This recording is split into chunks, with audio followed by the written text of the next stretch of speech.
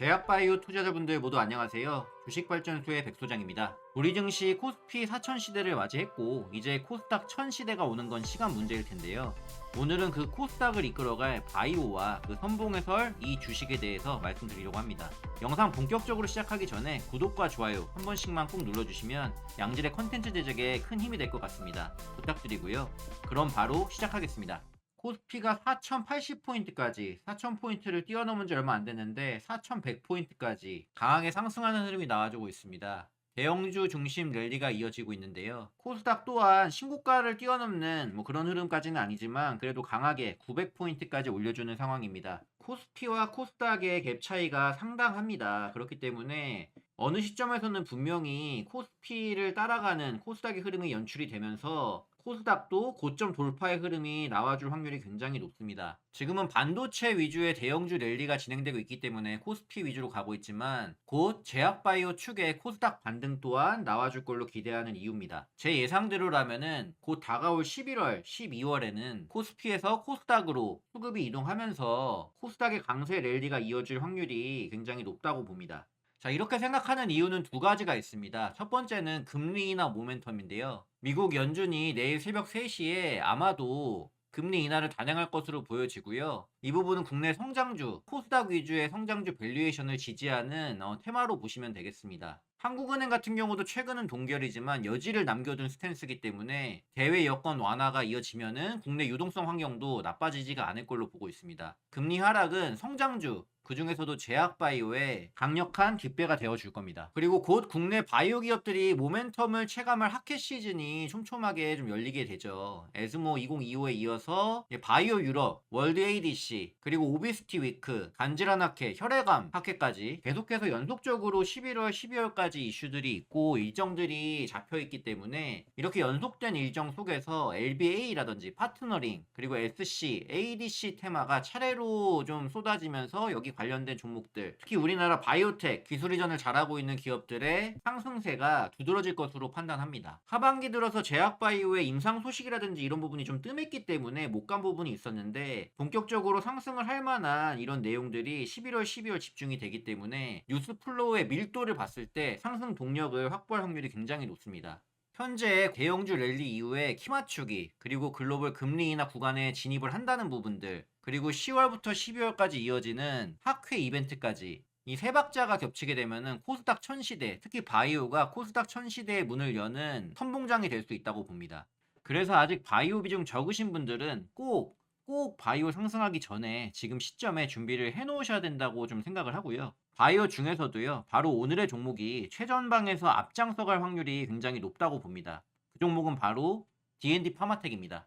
D&D 파마텍이 왜 지금 한 단계 더 위로 점프할 수 있는 구간인지 핵심 근거 세 가지를 들어서 얘기를 좀 드리겠습니다. 첫 번째로는요, 무상증자입니다. 오늘 D&D 파마텍이 한 주당 3주 배정 무상증자를 결의를 했습니다. 신주 배정 기준일은 11월 14일이고요. 신주 상장은 12월 5일입니다. 그러니까 11월 14일 전에만 사놓으시면 무증 3개를 받을 수 있습니다. 내용을 보면 주식 발행 초과금 약 163억 원이 전입이기 때문에 현금 유출이라든지 가치 이석은 없습니다. 권리락으로 주가는 이동상 4분의 1로 낮아지겠지만 시가총액은 동일하게 시작을 합니다. 즉 절대 주가가 낮아진다는 거고요. 그렇게 되면 어떻게 될까요? 낮아진 만큼 개인 수급과 거래 대금이 붙기 쉬운 구간이 열리면서 시총이 더 커질 수 있는 길이 열리게 되는 겁니다. 두 번째 모멘텀으로는 AASLD 간지라나키에서 LBA 구두 발표로 나서게 된다는 겁니다. D&D의 DD01 이상 결과가 이 LBA 구두로 선정이 됐고요. 이 LBA 엠바고는 11월 7일 해제가 돼서 이날부터 핵심 수치가 공식적으로 공개가 됩니다. 이미 공개된 12주 톱라인을 보시면 간지방 30% 이상 감소 비율이 75.8%, 그리고 평균 간지방 감소율이 62%로 짧은 기간 대비 강한 신호를 확인을 했습니다. 이번 LBA에서 12주에서 24주 확장 데이터가 어떻게 이어지는지가 관전 포인트입니다. 잘 나오면은 동종 계열 대비해서 속도와 강도가 차별화된다라는 논리가 강화가 되면서 주가 탄력을 받을 수 있습니다. 세 번째로는요, 바이오 유럽 2025입니다. 다음 주 11월 3일에 바이오 유럽이 비엔나에서 열리게 되고요. D&D는 DD01 등의 자산을 들고 1대1 미팅을 돌리게 됩니다. D&D는 이미 6월과 9월 중간 데이터를 바탕으로 해서 글로벌 제약사와 접촉을 넓혀왔고요. 이번에 대면 미팅은 딜 가시성을 끌어올릴 타이밍으로 보고 있습니다.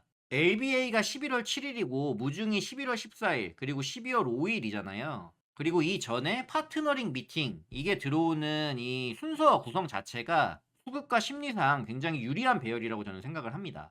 D&D 파마텍 차트를 보면은 오늘 무증 발표로 인해서 30분 동안 정지했다가 갭상승을 했죠. 그리고 나서 20만원대 전후 자리를 지금 지켜주고 있는 흐름으로 마감이 됐는데요. 자, 무상증자 이후의 흐름을 좀 보시려면은 최근에 또 무상증자를 진행한 기업이 있어요. 바로 G2G 바이오인데 G2G 바이오도 여기 보시면은 12월 22일 날 무증 발표를 했고요. 한 주당 2주 무상 배정을 했습니다. D&D는 한 주당 3주 무상 배정이고요. 이 흐름을 좀 참고로 하시면 좋을 것 같아요. 이후에 조금 흔들긴 했지만 자리를 잡아가는 움직임이 나오고 있는 상황이고요. 마찬가지로 D&D 파마텍도 오늘 상승이 나왔지만 조금 왔다 갔다 하는 흐름들이 나올 수 있어요. 하지만 이제 금리 인하 발표가 곧 있게 되고 또 연내 두 차례 인하라는 긍정적인 시나리오까지 마련이 된다라고 하면은 제약바이오 탄력을 받을 수 있고 또 D&D 같은 경우는 앞서서 말씀드린 LBA 구두 발표라든지 바이오 유럽에서의 파트너링 미팅 이런 부분들까지 기대되고 있는 상황이기 때문에